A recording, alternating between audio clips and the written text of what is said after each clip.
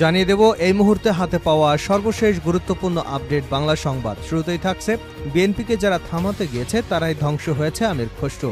বিএনপির স্থায়ী কমিটির সদস্য আমির খসরু মাহমুদ চৌধুরী আরও বলেন, বিগত দিনগুলোতে আমরা রাজপথে রক্ত দিয়ে জেলে গিয়েছি, অনেক নেতাকর্মী হারিয়েছি, অনেক কিছুই হারিয়েছি জীবনে, কিন্তু একটা জায়গায় ভালো কাজ করেছি। বিএনপি নেতাকর্মীরা জ্বলে পুড়ে খাঁটি সোনায় পরিণত হয়েছে, এজন্য বিএনপিকে ভাঙতে পারে নাই। বিএনপি আজ অনেক শক্তিশালী। বিএনপিকে যারাই যখনই থামাতে গিয়েছে তারাই ধ্বংস হয়ে গেছে। বিএনপি আজ কোথায়, আর যারা বিএনপিকে ধ্বংস করতে চেয়েছিল তারা আজ কোথায়? এবারে জানাবো শেখ হাসিনাকে ভারতে না রাখলেই দিল্লির জন্য ভালো অপশন হতো। এই মুহূর্তে ভারত এবং বাংলাদেশ সরকারের সম্পর্কের মধ্যে একটা বড় অস্বস্তির উপাদান হলো ভারতের মাটিতে শেখ হাসিনার উপস্থিতি। 5 আগস্টের পর ভারত আনুষ্ঠানিকভাবে একাধিকবার জানিয়েছে সেদিন বাংলাদেশের ক্ষমতাচ্যুত প্রধানমন্ত্রী ভারতে সাময়িক আশ্রয় চেয়েছিলেন বলে তা মঞ্জুর করা হয়েছিল। অন্তত একবার ভারতের পররাষ্ট্র মন্ত্রণালয়ের মুখপাত্র রণধীর জয়সওয়ালও এটা উল্লেখ করেছিলেন। সুরক্ষার কারণেই তাকে দেশে আশ্রয় দেওয়া হয়েছে। জানাবো বিলম্ব না করে দ্রুত নির্বাচনের রোডম্যাপ ঘোষণা করুন মির্জা ফখরুল।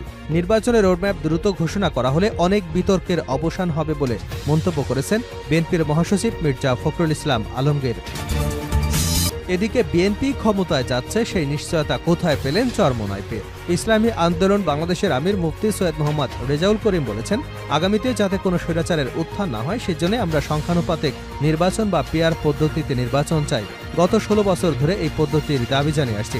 দেশের অধিকাংশ রাজনৈতিক দল এর পক্ষে অবস্থান নিয়েছেন, কিন্তু শুধু বিএনপি ভিন্নমত পোষণ করেছে। তাদের বলবো, ক্ষমতা যাতে কোনো একক দলের হাতে একীভূত না হয় সেজন্যই পিআর পদ্ধতির প্রয়োজন। এবারে থাকছে অন্তর্বর্তী সরকারকে আমরা ব্যর্থ হতে দেব না লায়ন ফারুক। 12 দলীয় জোটের অন্যতম শীর্ষ নেতা এবং বাংলাদেশ লেবার পার্টির চেয়ারম্যান লায়ন ফারুক মোহাম্মদ বলেছেন, আমরা কোনোভাবেই অন্তর্বর্তী সরকারকে ব্যর্থ হতে দেব না। এ সরকার ব্যর্থ হলে গণতন্ত্রকামী জনগণ ব্যর্থ হবে। এবং সর্বশেষ জানাবো আন্তর্জাতিক সংবাদ। সুলাইমানিকে হত্যার বিচার নিয়ে ইরানের হুঙ্কার। মার্কিন হামলায় নিহত ইরানের বিপ্লবী গার্ড বাহিনীর কমান্ডার জেনারেল কাসেম সুলাইমানির হত্যার বিচার নিয়ে নতুন হুঙ্কার দিয়েছে ইরান। আইনি এবং বিচারিক প্রক্রিয়ার মাধ্যমে তার হত্যার বিচার নিশ্চিত করা হবে বলে জানিয়েছে দেশটি। এতক্ষণ শিরোনাম শুনছিলেন, এবার বিস্তারিত। প্রিয় দর্শক, আপনি যদি এই চ্যানেলে নতুন হয়ে থাকেন, ভিডিওটি দেখতে দেখতে চ্যানেলটি সাবস্ক্রাইব করে আমাদের সঙ্গে থাকুন। আর এই ভিডিও সম্পর্কে আপনি আপনার মূল্যবান মতামতটি কমেন্ট বক্সে জানিয়ে দিন। আর হ্যাঁ প্রিয় দর্শক, জানিয়ে দিন ভিডিওটি কোথা থেকে দেখছেন। বিএনপিকে যারা থামাতে গিয়েছে তারাই ধ্বংস হয়েছে আমির খসরু। বিএনপির স্থায়ী কমিটির সদস্য আমির খসরু মাহমুদ চৌধুরী বলেছেন, বিগত দিনগুলোতে আমরা রাজপথে রক্ত দিয়ে জেলে গিয়েছি, অনেক নেতাকর্মী হারিয়েছি, অনেক কিছুই হারিয়েছি জীবনে, কিন্তু একটা জায়গায় ভালো কাজ করেছি। বিএনপি নেতাকর্মীরা জ্বলে পুড়ে খাঁটি সোনায় পরিণত হয়েছে, এজন্য বিএনপিকে ভাঙতে পারে নাই। বিএনপি আজ অনেক শক্তিশালী। বিএনপিকে যারা যখনই থামাতে গিয়েছে তখনই তারাই ধ্বংস হয়েছে।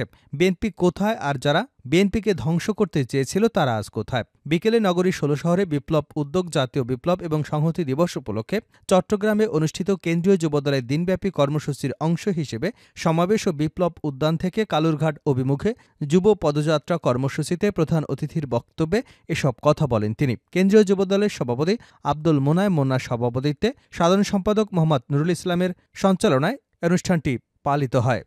আমির খসরু মাহমুদ চৌধুরী বলেন, আবারও বলছি, বিএনপিকে থামানোর চেষ্টা করবেন না। বাংলাদেশে গণতন্ত্রের মাধ্যমে জনগণ তাদের ভোটাধিকার প্রয়োগ করে তাদের সরকার, তাদের সংসদ দেখতে চায়। এটা বাধাগ্রস্ত করবার কোনো সুযোগ নেই। বিএনপির জন্য বিগত দিনে অনেক ত্যাগ স্বীকার করা হয়েছে, প্রয়োজনে আবারও ত্যাগ স্বীকার করতে আমরা প্রস্তুত আছি। দেশের রাজনীতি কেমন হবে তার সিদ্ধান্ত জনগণ দেবে জানিয়ে তিনি বলেন, দেশের গণতন্ত্র কেউ কেড়ে নিতে পারবে না, কেউ বলে দিতে পারবে না আগামী দিনের বাংলাদেশের রাজনীতি কি হবে। এই সিদ্ধান্ত দেবে বাংলাদেশের জনগণ। এই সিদ্ধান্ত অন্য কেউ দেবার সুযোগ রাখে না। জনগণের সিদ্ধান্ত অন্য কেউ দেবার চেষ্টা করেও ব্যর্থ হয়েছে মন্তব্য করে তিনি বলেন, জনগণের সিদ্ধান্ত অনেকেই অনেকবার দেবার চেষ্টা করেছেন। স্বাধীনতার পর শেখ মুজিবুর রহমান সাহেবও চেষ্টা করেছিলেন, তিনি কি সফল হয়েছেন? এরপর এরশাদ চেষ্টা করেছিলেন, শেখ হাসিনাও চেয়েছিলেন, তারা কি পেরেছে? তাই সেদিকে না গিয়ে বাংলাদেশের জনগণের সিদ্ধান্তে তাদের দিতে দিন। হাসিনাকে ভারতে না রাখলেই দিল্লির জন্য ভালো অপশন হতো।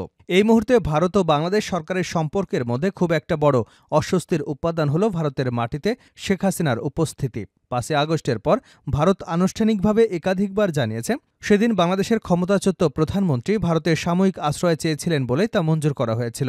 অন্তত একবার ভারতের পররাষ্ট্র মন্ত্রণালয়ের মুখপাত্র রণধীর জয়সওয়াল এটাও উল্লেখ করেছেন, সুরক্ষার কারণে তাকে দেশে আশ্রয় দেওয়া হয়েছে। মূলত কারণটা যাই হোক, বাস্তবতা হলো বাংলাদেশ গত জুলাই আগস্টে গণঅভ্যুত্থানে যার শাসনের বিরুদ্ধে ছিল, সেই শাসক নিজে এখন প্রতিবেশী দেশে আশ্রয়ে আতিথেয়তা গ্রহণ করেছেন।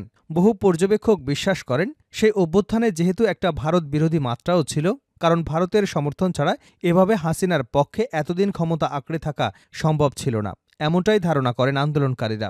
আর সেই ভারতে যখন শেষমেশ অপসারিত প্রধানমন্ত্রীকে আশ্রয় দিল, তাতে কূটনৈতিক সন্দেহ এবং অবিশ্বাস আরও জোরালো হয়েছে। প্রধান উপদেষ্টা মোহাম্মদ ইউনূস নিজে ভারতের বার্তা সংস্থা পিটিআইকে দেওয়া সাক্ষাৎকারে বলেছেন, ভারতের মাটিতে বসে শেখ হাসিনা যেন রাজনৈতিক বিবৃতি না দেন, ভারতের সেটা খেয়াল রাখতে হবে। ঢাকার পররাষ্ট্র মন্ত্রণালয় সম্প্রতি স্বীকার করেছে, শেখ হাসিনার মুখে লাগাম পরানোর কথা তারা একাধিকবার ভারতকে বলেছেন, কিন্তু তাতে তেমন কোনো সাড়া পাওয়া যায়নি। এর পাশাপাশি গণহত্যার বিচারের জন্য শেখ হাসিনাকে যাতে বাংলাদেশের আদালতের কাঠগড়ায় দাঁড় করানো যায়, সেজন্য তাকে ভারতের কাছে ফেরত চাবার কথাও বলেছে অন্তর্বর্তী সরকারের একাধিক উপদেষ্টা। দুদেশের মধ্যকার প্রত্যাবর্তন চুক্তির কথাও তুলে ধরেছেন কেউ কেউ। সম্ভবত এটা জেনেই ভারত তাকে এখনও বাংলাদেশের হাতে তুলে দেবে না, কিন্তু তাতে কূটনৈতিক সম্পর্কের যা হবার তা হয়ে গেছে। দিল্লিতে প্রথম সারির থিঙ্ক ট্যাঙ্ক মনোহর পরিক্কর, আইডিএসের সিনিয়র ফেলো তথা বাংলাদেশি বিশ্লেষক শ্রীমতী পট্টনায়ক সেই প্রথম দিন থেকে বলে আসছেন, শেখ হাসিনাকে ভারতে না রাখতে দিল্লির জন্য একটা সবচেয়ে ভালো অপশন হতো। বিবিসি বাংলাকে তিনি বলেছিলেন, আমি এখনও মনে করি প্রথমে শেখ হাসিনা যদি তৃতীয় কোনো দেশে চলে যেতে পারতেন, সেটা দিল্লির জন্য সেরা সমাধান হতো, হয়তো শেখ হাসিনার জন্যেও। কিন্তু যেহেতু সেটা সম্ভব হয়নি এবং শেখ হাসিনার পাশে দাঁড়ানো ছাড়া এখন ভারতের সামনে আর কোনো উপায় নেই, তাই এটার পরিণাম আমাদের ভোগ করতেই হবে। এই পরিণামের একটা দিক হলো ঢাকার নতুন সরকারের সাথে কূটনৈতিক মূল্যে দাম চোকানো। আগস্টের মাঝামাঝি দ্য ডিপ্লোম্যাট সাময়িকীতে পররাষ্ট্রনীতির বিশ্লেষক শ্রীরাধা দত্ত একটি নিবন্ধে লিখেছিলেন, বাংলাদেশের অভ্যন্তরীণ রাজনীতিতে ভারত কখনো নাক গলায় না। এই মিথটাকে বেআব্রু করে দিয়েছিলেন শেখ হাসিনাকে ভারতে নিরাপদ আশ্রয় দেবার ঘটনা। ফলে ভারতের সমর্থনে শেখ হাসিনা ক্ষমতায় টিকেছিলেন। বিগত ১.৫ দশক ধরে বাংলাদেশের জল্পনার আকারে থাকা এই মতবাদটা এখন এক ধরনের কনফার্মেশন পেয়ে গেছে বলে অনেক পর্যবেক্ষকই মনে করছেন। এবং একই কারণে ঢাকা এবং দিল্লির সম্পর্কেও তিক্ত থেকে তিক্ততা হচ্ছে। কিন্তু দ্বিপাক্ষীয় সম্পর্কের উন্নতির স্বার্থে ভারতকে ভবিষ্যতে কোনো শেখ হাসিনার বিচারের জন্য বাংলাদেশের হাতে তুলে দেওয়ার কথা বিবেচনা করতে পারে? প্রশ্নই ওঠে না। প্রথম কথা, বাংলাদেশে তিনি সুষ্ঠু বিচার পাবেন তার কোনো নিশ্চয়তা নেই। কেন ভারত তাকে একটা ক্যাঙ্গারু কোর্টের মুখে ঠেলে দিতে যাবে? দ্বিতীয়ত, যদি ভারত শেখ হাসিনার সংকট মুহূর্তে তার পাশ থেকে সরে দাঁড়ায়, তাহলে আমাদের নেইবারহুডের কোনো দেশের কোনো নেতাই ভারতের বন্ধুত্বে আর কখনো ভরসা রাখতে পারবে না। বিবিসিকে বলছিলেন ভারতের সাবেক শীর্ষস্থানীয় কূটনৈতিক টিসিএ রাঘবন। ফলে ধরেই নেওয়া যেতে পারে শেখ হাসিনা এখন লম্বা সময়ের জন্যই ভারতেই থাকছেন, এবং যতদিন সেটা থাকছেন ততদিন ঢাকা এবং দিল্লির মধ্যকার কূটনৈতিক সম্পর্ক স্বাভাবিক হওয়াটা খুবই কঠিন। বিলম্ব না করে দ্রুত নির্বাচনের রোডম্যাপ ঘোষণা করুন মির্জা ফখরুল। নির্বাচনের রোডম্যাপ দ্রুত ঘোষণা করা হলে অনেক বিতর্কের অবসান হবে বলে মন্তব্য করেছেন বিএনপির মহাসচিব মির্জা ফখরুল ইসলাম আলমগীর। তিনি বলেন, এই অন্তর্বর্তী সরকারের কাছে আমাদের অনুরোধ, আর বিলম্ব না করে যত দ্রুত সম্ভব একটা নির্বাচনের রোডম্যাপ ঘোষণা করুন, সেটি খুব জরুরি এই মুহূর্তে। বিকেলে ভাসানী অনুসারী পরিষদের উদ্যোগে আয়োজিত এক জনসভায় প্রধান অতিথির বক্তব্যে মির্জা ফখরুল ইসলাম একথা বলেন। মৌলানা আব্দুল হামিদ খান ভাসানীর ৪৮তম মৃত্যুবার্ষিকী উপলক্ষে কেন্দ্রীয় শহীদ মিনারে এই জনসভার আয়োজন করা হয়। জনসভায় মির্জা ফখরুল বলেন, মানুষের মধ্যে নতুন প্রত্যাশা, আমাদের একটাই কথা, দেশে অনেক জঞ্জাল, অনেক আবর্জনা, ১ বা ২ দিনের জন্য সব জঞ্জাল সরানো সম্ভব নয়। তাই যত দ্রুত সম্ভব একটা নির্বাচন দিয়ে আপনাদের দায়িত্ব আপনারা পালন করবেন। একটি নির্বাচনী দেশকে স্থিতিশীলতা দিতে পারে বলে মন্তব্য করে মির্জা ফখরুল ইসলাম বলেন, অনেকেই বলেছেন নেতারা এত নির্বাচন করছেন, রাজনৈতিক দলের নেতারা নির্বাচন করছেন কেন? আমরা আমাদের অভিজ্ঞতা থেকে নির্বাচনের কথা বলছি, কারণ একটি অবাধ নির্বাচনই পারে বাংলাদেশকে স্থিতিশীলতার দিকে নিয়ে যেতে। বিএনপি ক্ষমতায় যাচ্ছে, সেই নিশ্চয়তা কোথায় পেলেন চরমোনাই পীর? ইসলামী আন্দোলন বাংলাদেশের আমির মুফতি সৈয়দ মোহাম্মদ রেজাল করিম চরমোনাই পীর বলেছেন, আগামীতে যাতে কোনো স্বৈরাচারের উত্থান না হয় সেজন্য আমরা সংখ্যানুপাতিক নির্বাচন বা পিআর পদ্ধতিতে নির্বাচন চাই। গত ১৬ বছর ধরে এই পদ্ধতির দাবি জানিয়ে আসছি। দেশের অধিকাংশ রাজনৈতিক দল এর পক্ষে অবস্থান নিয়েছে, কিন্তু বিএনপি এই বিষয়ে ভিন্নমত পোষণ করেছে। তাদেরকে বলবো, ক্ষমতা যাতে কোনো একক দলের হাতে একীভূত না হয় সেজন্যই পিআর পদ্ধতির প্রয়োজন। আমরা বিশ্বাস করি, আমরা যেমন রাজনৈতিকভাবে স্বৈরাচার বিরোধী, তেমনি মানসিক এবং পদ্ধতিগতভাবেও স্বৈরতন্ত্র বিরোধী। তাই যদি হয় তাহলে আপনারাও পিআর পদ্ধতির প্রতি সমর্থন জানাবেন বলে আশা প্রকাশ করছি। রাজধানীর পুরানা পল্টনের দলীয় কার্যালয়ে অন্তর্বর্তী সরকারের ১০০ দিনের কার্যক্রম ও দেশের চলমান পরিস্থিতি নিয়ে এক সংবাদ সম্মেলনে এ দাবি করেছেন তিনি। বিএনপি ক্ষমতায় গিয়ে সংস্কার করবে এমন বক্তব্যের প্রতিক্রিয়ায় চরমোনাই পীর বলেন, বিএনপি আগামী নির্বাচনে ক্ষমতায় যাচ্ছে, সেই নিশ্চয়তা তারা কোথায় পেলেন? আবার তারা ক্ষমতায় গেল জনতার কাঙ্ক্ষিত সংস্কার করবেন, তার নিশ্চয়তা কি? সেজন্যই আমরা আগে সংস্কার, স্বৈরাচারের উত্থান রোধে সাংবিধানিক এবং প্রাতিষ্ঠানিক আয়োজনে, তারপরে নির্বাচনের আয়োজনের আলাপ তুলবার জন্য সবার প্রতি আহ্বান জানাচ্ছি।